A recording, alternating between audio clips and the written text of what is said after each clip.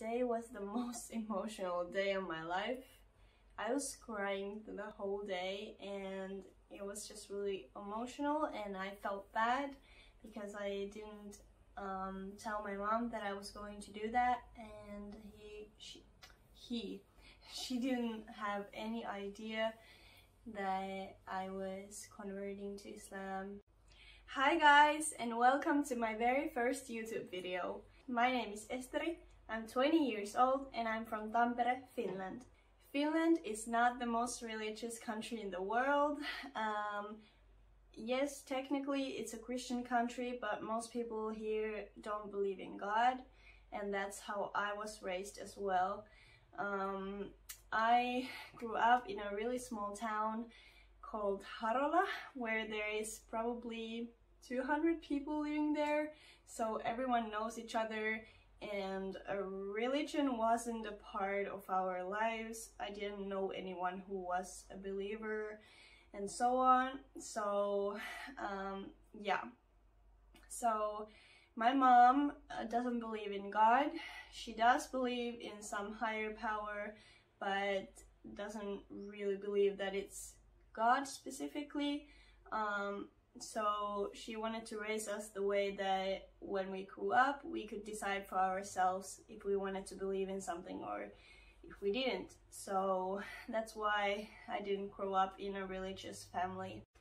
So growing up in school, of course, we had lessons about Christianity, but to me, they never felt right. They never felt like anything more than just some stories, some fantasy, something that some people believe in, but that weren't for me, and I never understood the Trinity or anything of it, really. It didn't really feel right to me. So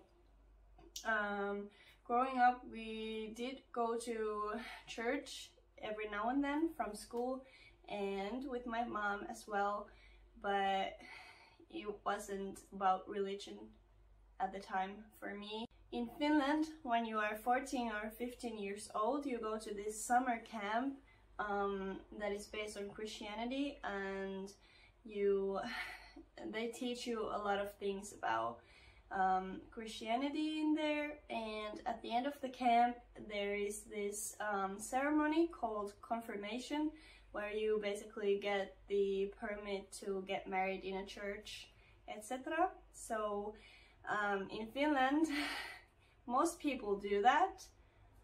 They go to the camp and do the ceremony, even though it's not about the religion to them, most cases.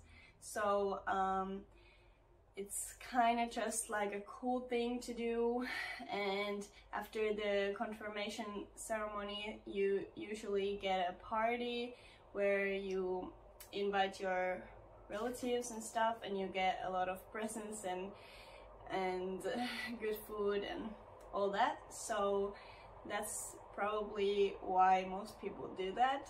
At least for me, that was it, and for everyone I knew, it was about the party and not about the camp that much, and not about the religion at all. So when I was 16 years old, I graduated from the elementary school and decided to move to Tampere, which is one of the largest cities in Finland. And I wanted to move here because I wanted to go to this high school that had a music line there, because I love to sing and all that. So I applied and got in and moved to Tampere, and still wasn't religious at all. Religion was not part of my life in any way. I didn't care about it, and I didn't feel like it was something for me. So I just kind of lived my life and didn't really care. When I turned 18, I resigned from the church because when you turn 18, you need to start paying taxes to the church, and I didn't want to do that. And I was thinking in my mind like, I will get back in when I need to get married in a church, because in Finland at least, getting married in a church is a really beautiful tradition, and most people want to do that. And when they get married in a church, after that they resign from the church like next week or something, maybe the next day even, because they don't want to pay the taxes, but they just wanted to get married there because it's beautiful and it's traditional and so on.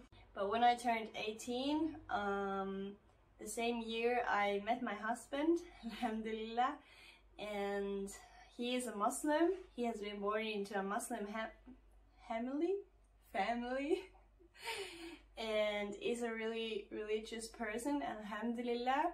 And every now and then he would try to tell me about Islam, and I would shut my ears. I wouldn't want to listen. I was just like, oh, don't talk to me, please, can we talk about something else?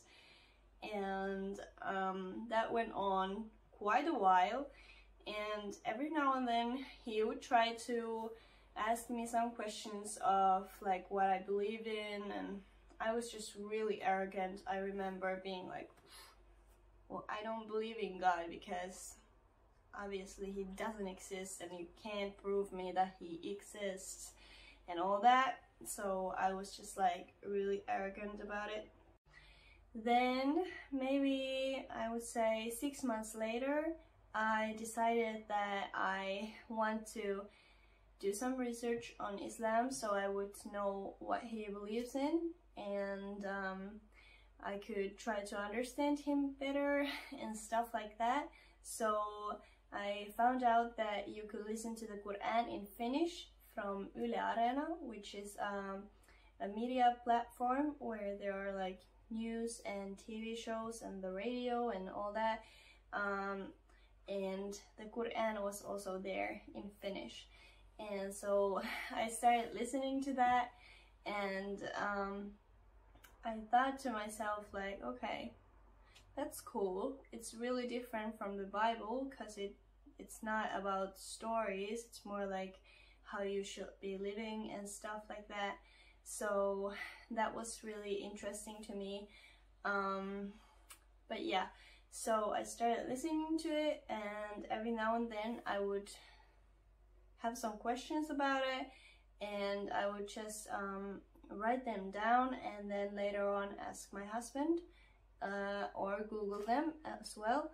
So I started learning how to pray, and then a couple of weeks later I decided to say my shahada, which is the what is that in English?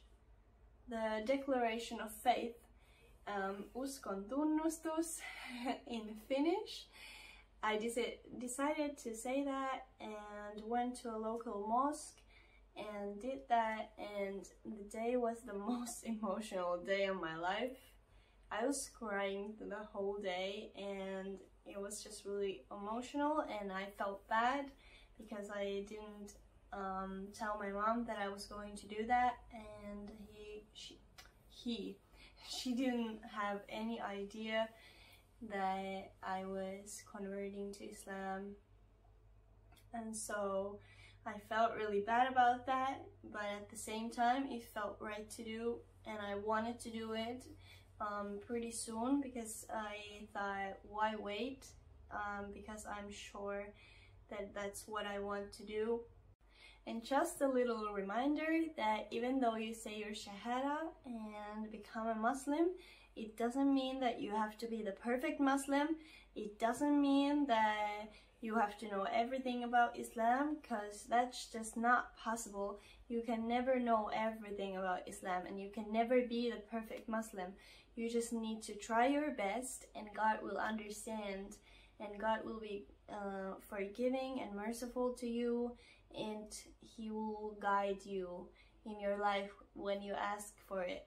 And yeah, so please be kind to yourself and don't expect too much from yourself, because you cannot be perfect. You just need to try your best, and that's all that counts, and God knows that. And I think that's also a good way to end this video, because I think this might be quite a long one, so I don't want to make it any longer.